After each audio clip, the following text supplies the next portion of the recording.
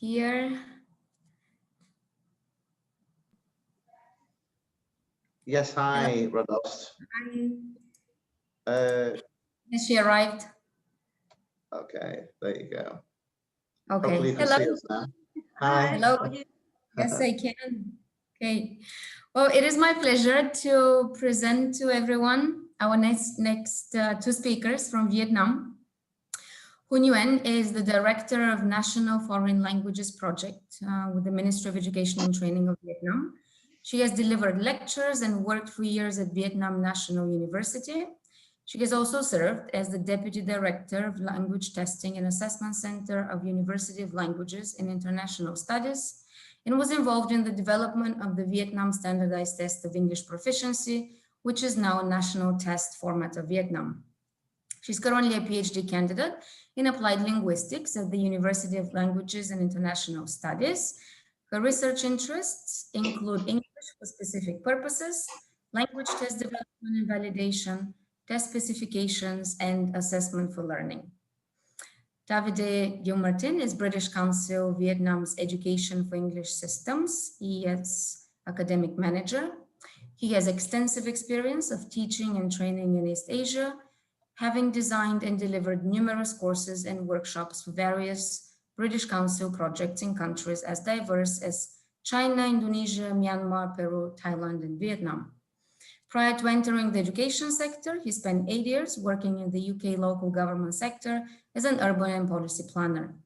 Their talk today will focus on moving from summative to formative assessment. A new curriculum demands new approaches. Thank you, and I am turning it over to you now. Okay, thanks, Radost. Let me just get our points for you. Bear with me a second.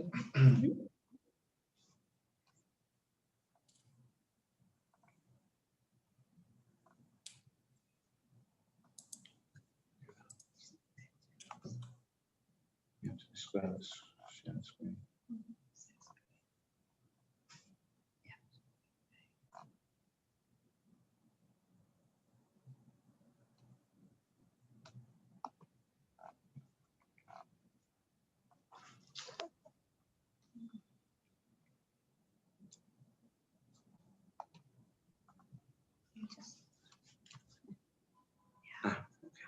That's what it's to do.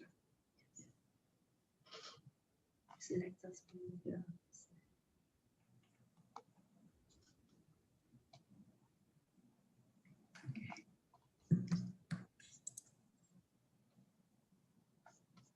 Bear with me a second, Radost, sorry. Yeah, no problem. And everything's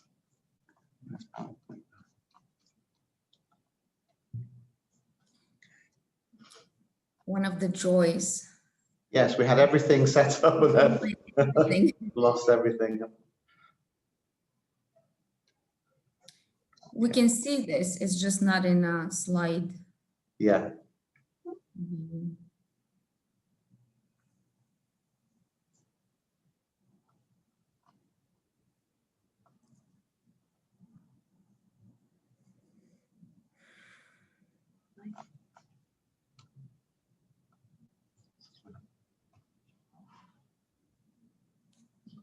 There we go. It's okay. There we go.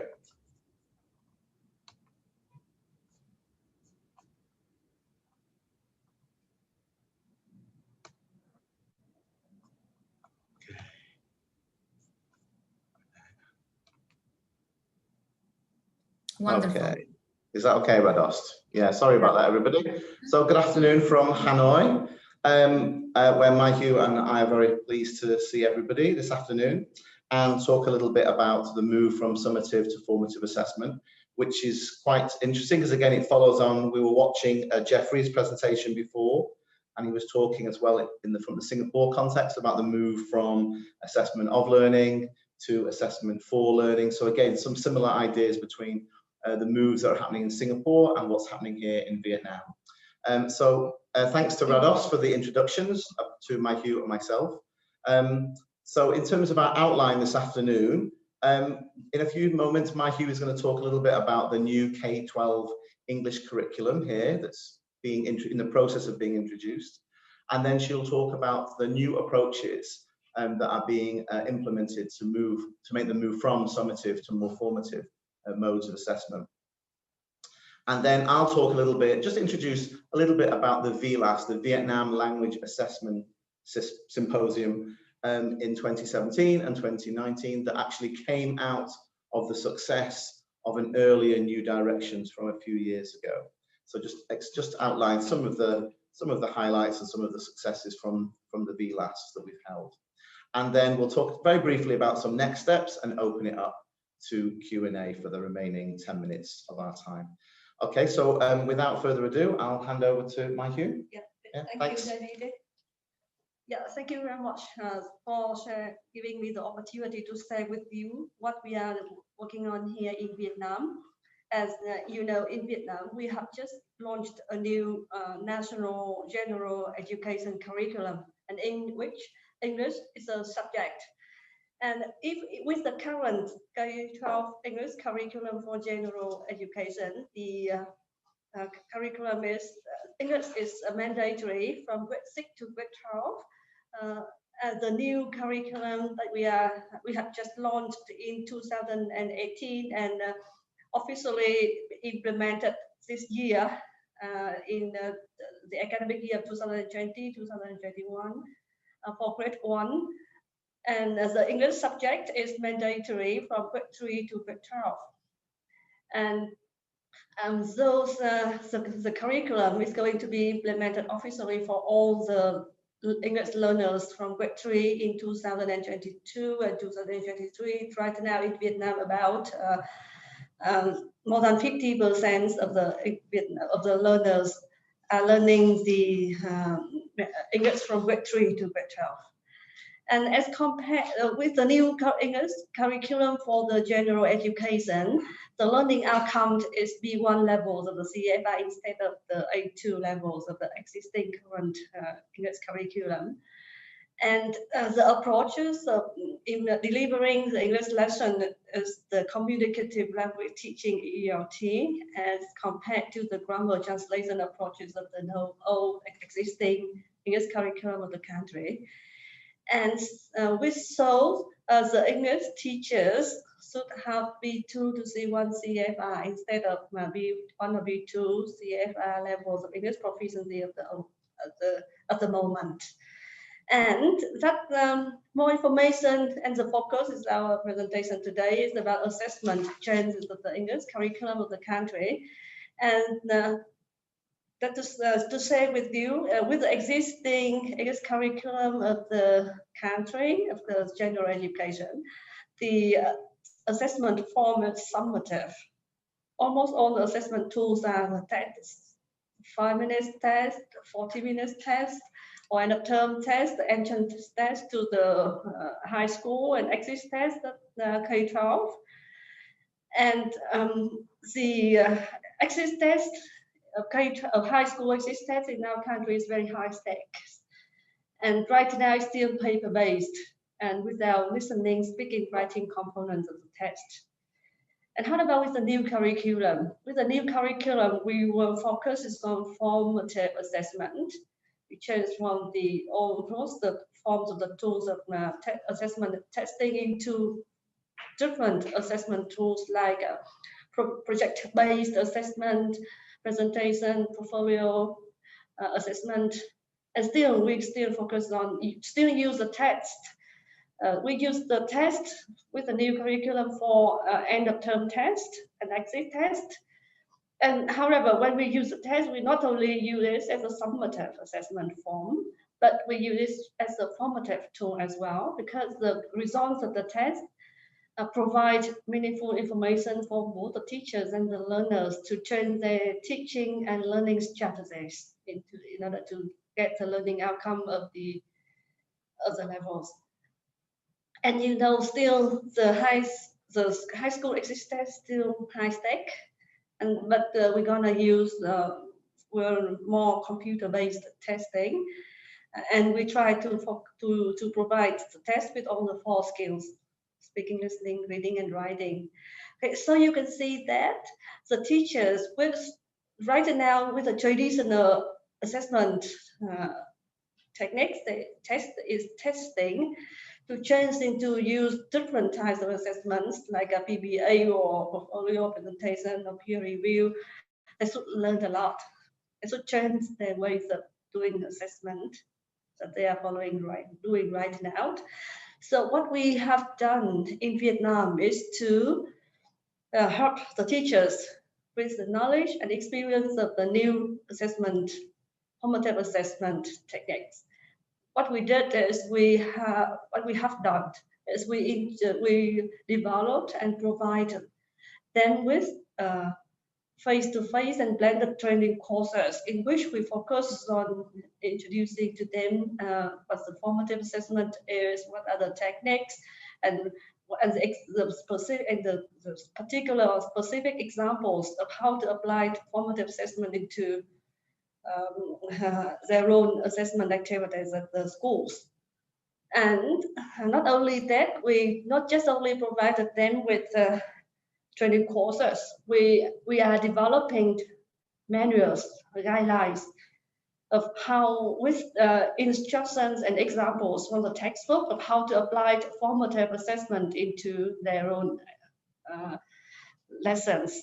And right now we are collaborating with the Cambridge Assessment English to develop the guidelines and instruction for primary education. And we are looking for, we are collaborating with the British Council, if possible, for developing the manuals and guidelines for the secondary education, both the lower and upper secondary education for English subject with the formative assessment. Okay.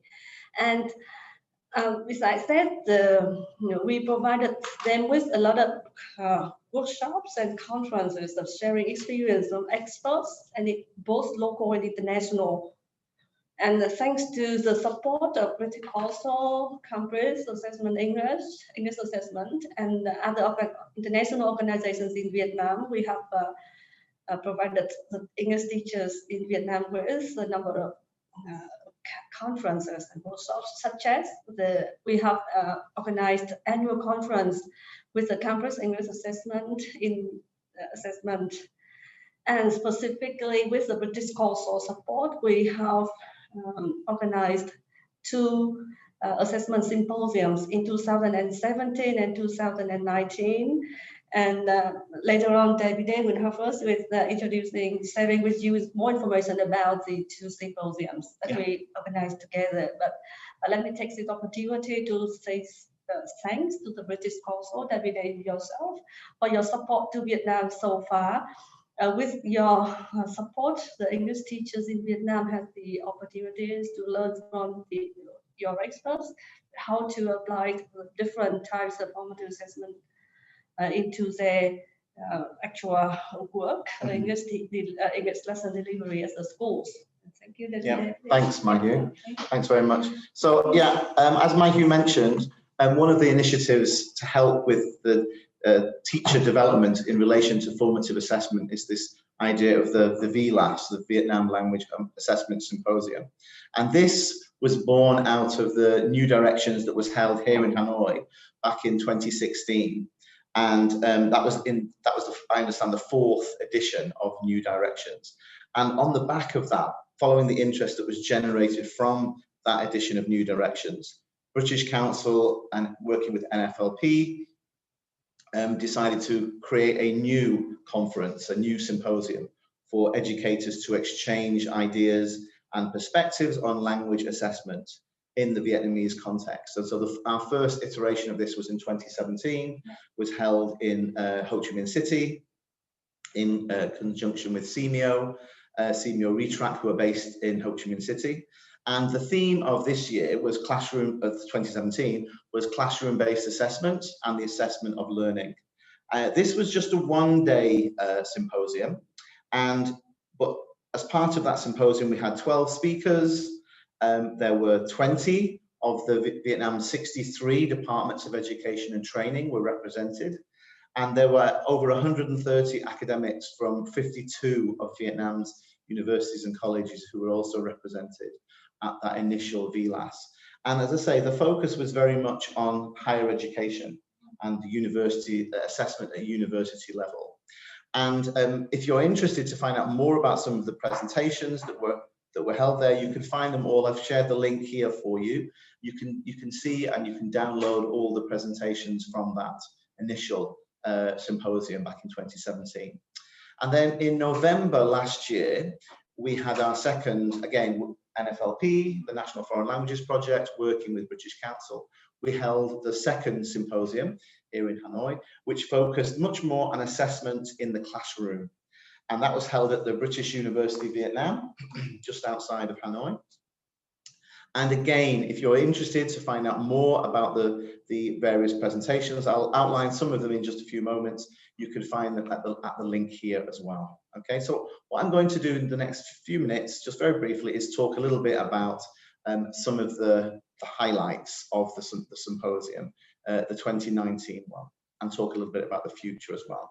So for the theme last year, as I say, there were three sub-themes. That one was about moving towards formative assessment. And again, this is all in the context of the fact that here in Vietnam, as Mai Hugh has just outlined, we're moving towards a new curriculum.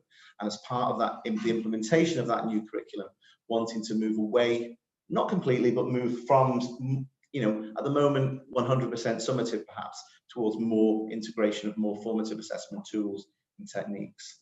A second theme was looking at the importance of high stakes tests and the washback that takes place, the effect of those as well on the teaching learning process. And also some innovative ways to ensure that there's some positive impacts from both testing and assessment on the learning and on teaching and learning in Vietnam. And again, I say there's a whole range of presentations. We had about 200 participants, which is about the same as 2017. And we had participants from 20 cities and provinces across Vietnam, but also from other countries as well, from China, from Singapore, New Zealand, and Australia, in terms of both the presenters and also the participants. The participants being primarily from Vietnam.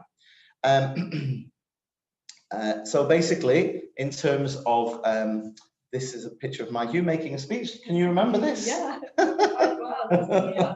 It's only a few months ago. Yeah. And as you can see there from Mai Hugh's quote, one of the key ideas was to strengthen the networks across Vietnam in response to the new trends of teaching and learning English here in Vietnam, particularly with the move to more formative assessment. And you can see here, this is our country director. We're actually, Mai Hugh and myself are thankful that we can use our country director's office today. So thank you, Miss Donna McGowan, for allowing us to use your office for this, so we can talk to the world. And again, it's interesting that Donna also mentioned in her speech the importance of this second year, and again, the idea of creating that community, both within the country, but also across the region and internationally as well, by inviting educators to share their insights, but also to help the local community, the local teaching and teacher educator community, to learn more about these various aspects of assessment, particularly focusing on testing, but more importantly on formative as well. So as I say, we had a number of speakers, both from Vietnam and some foreign speakers as well, some of whom I've already seen are speaking at New Directions this year, such as Johanna Motteram from British Council, also some people from the East Asia Assessment Solutions team. So for example, our moderator Radost is part of that team. And we had about 13 presentations, some plenary, some breakout sessions, and some panel discussions as well. Again, very much focused on those three sub-themes that I outlined earlier. We also had, this year we moved, in 2019 rather, we moved from a one-day workshop to a two-day symposium, sorry. Yeah. And on the first day, we had the pre-symposium workshops. And these were aimed very much more at, as I said, in 2017, the focus was very much on the higher education sector. But in 2019, we've started to shift our focus and involve both experts and officials from across the provincial DOETs. So Jonathan Dixon from the East Asia Assessment Solutions team gave a talk then on a general introduction to formative assessment, again, to address some of the concerns that were mentioned by Jeffrey in his previous speech, and through some of the questions as well that Duncan asked at the end of Jeffrey's speech. And also a second workshop, sorry, was by Karen Ashton from New Zealand, who again was particularly addressing upper secondary teachers, and again introducing some of the ideas behind assessing, speaking, and writing in using more formative techniques. And those were very well attended, and the feedback from those was very, very positive as well. So again, we were very pleased to see the expansion from a 1-day to a 2-day workshop symposium, and also an expansion from focusing very much on the higher education sector in 2017 and having a much wider focus in 2019 to include more teachers in the K-12 sector as well. So again, you can see there sort of a breakdown of some of the participants and the variety of participants there at the 2019 symposium. And yes, so in terms of the future, just keeping my eye on the time for us. In terms of future developments, Mike-Hugh's already outlined something about NFLP's ambition to start developing some manuals or some toolkits for teachers in the shift from summative to formative in terms of teaching and learning and assessment with the new curriculum as it's rolled out over the next few years. And from our point of view, from the British Council, we work very closely with the National Foreign Languages Project, as Mike Hughes already outlined. And at the moment, we're working on a project to support a digital platform that the Ministry of Education and Training, and in particular NFLP, have developed. And we're hoping over the next few months to start to work on a pilot to develop some content for primary students, teachers, learners, and parents as well. So that's something which you can look out for over the next few months that we hope to be working on. Yes, we're busy working on that at the moment. And finally, Mike Hugh has expressed. Yes, you're much interested in that. Yeah, Mike Hugh, if for some reason New Directions was to return to a face-to-face format, obviously things are very much dependent on the COVID situation around the world and here in East Asia.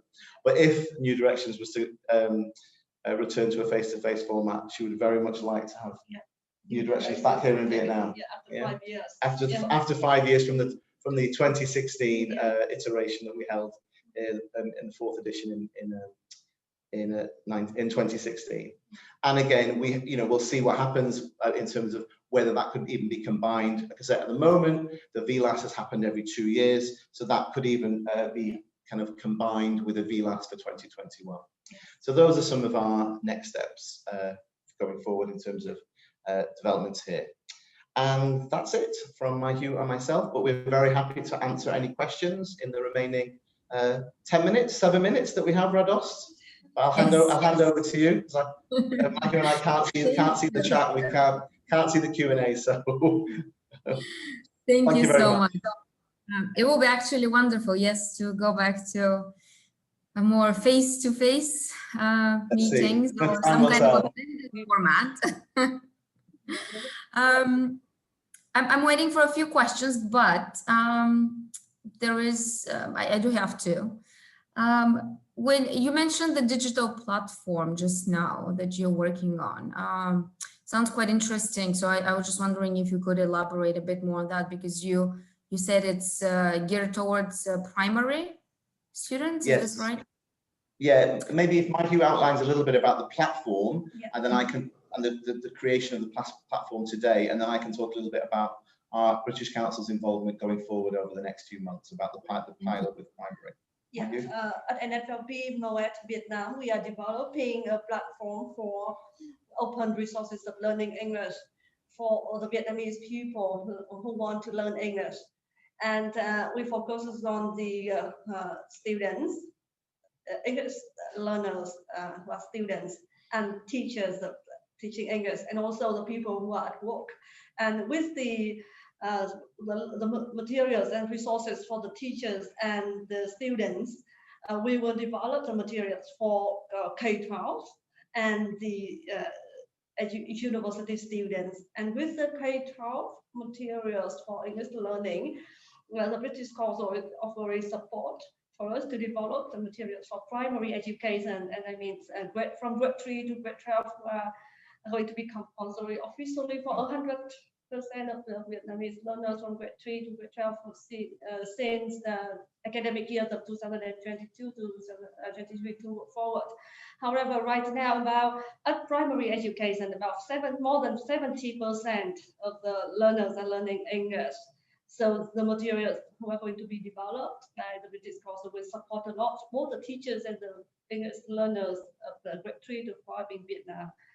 Yeah, so so we're in the process at the moment of creating the terms of reference for that, and hopefully we'll go out to a call in the next month or so.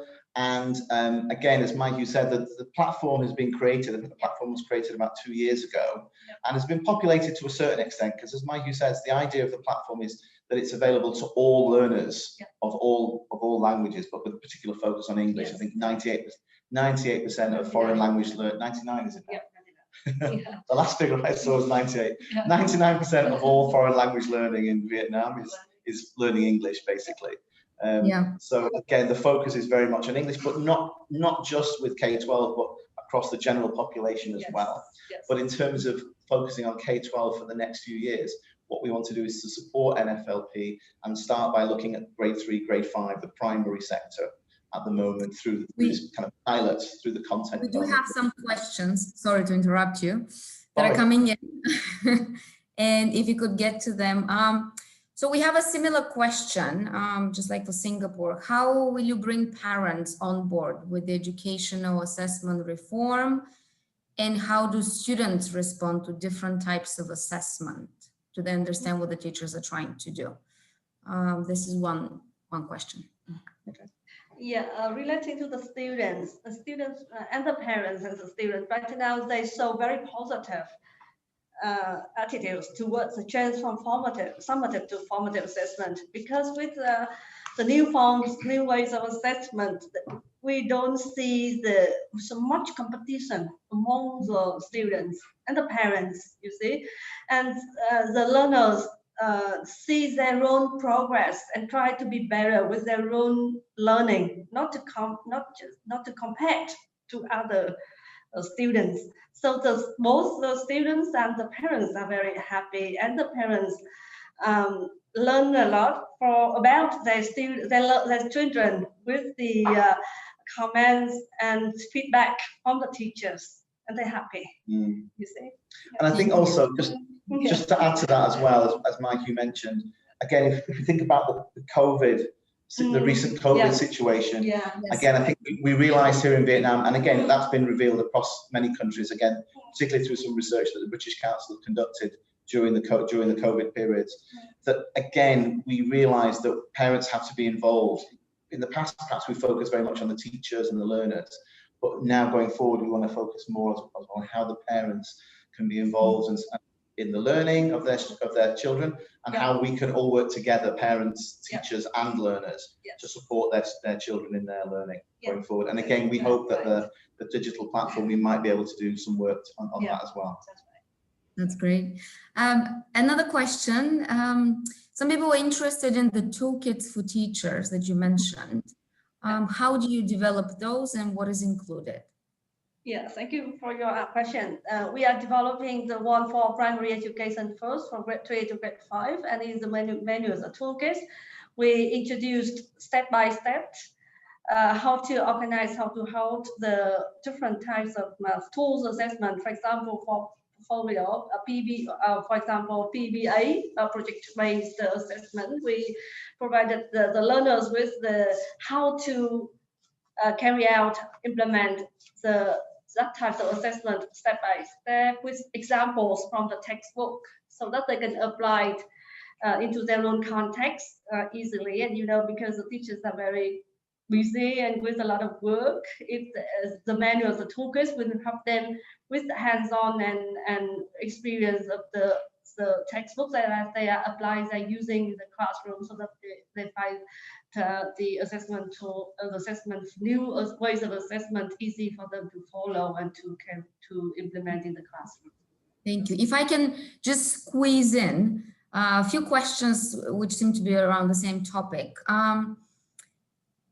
supporting teachers and helping them move from B1, B2 proficiency to B2, C1. How are you managing the expectations and motivation regarding assessment changes? And do they have to get some kind of accreditation of their language level? How would they feel about this? Yeah, the English teachers in Vietnam for almost 5 to 6 years. So far, they have learned a lot and to improve their own English proficiency. And in Vietnam, there are a number of English certifications that we recognize. So the teachers will learn to get those qualifications. So far, yeah, many students, many teachers find it's very difficult for them to earn such qualifications. However, because the requirement of the teaching and also the students are very good at English right now, so they see the much of the need to improve their own English proficiency, so they find. And every day you can share with me information about the situation in Vietnam. I think there were two issues really, Rodos, as Mike has just kind of foreshadowed. I think the first one is the idea of language proficiency and improving language proficiency. So, for example, here in Hanoi, the Hanoi Department of Education and Training have just partnered with British Council and also with Cambridge English and have a big project to assess all the English teachers across the city, across the province. I think 3,500 teachers. And that's been a big project that's been going on. And then the second issue is the pedagogy, the teaching methodology. And as Mike, you mentioned, again, we're looking at partnering with NFLP or also with UK providers. There are a number of UK providers that are offering kind of online or blended teacher development, as well as British Council ourselves, teacher development activities or teacher development accreditation to give the teachers here who need and want some extra teacher training, but also some internationally accredited teacher training. That's really the way we want to move forward in the future. Well, we're gonna have to stop it here, but thank you so much for this talk. And for everyone else in the room, please stay tuned for our next speakers from Korea. We'll be back online in 8 minutes. If you could please complete a short survey, I'm going to put the QR code in a second. Thank you. Thanks, Rodos. Thank you very much. Enjoy the rest of the day. Thank you. Bye-bye. Bye-bye.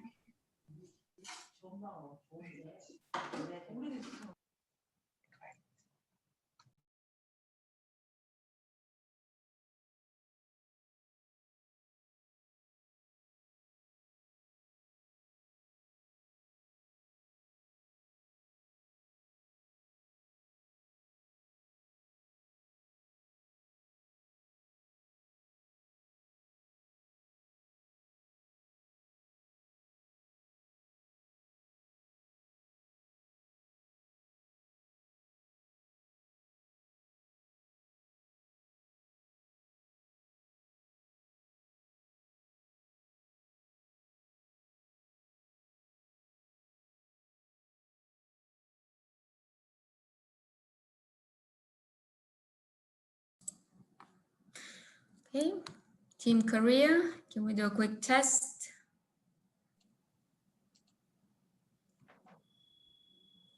Hello. Hi. Hi, Ho-Shin Lee, how are you? Yeah, fine. Can you, I mean, you must be very tired, you know.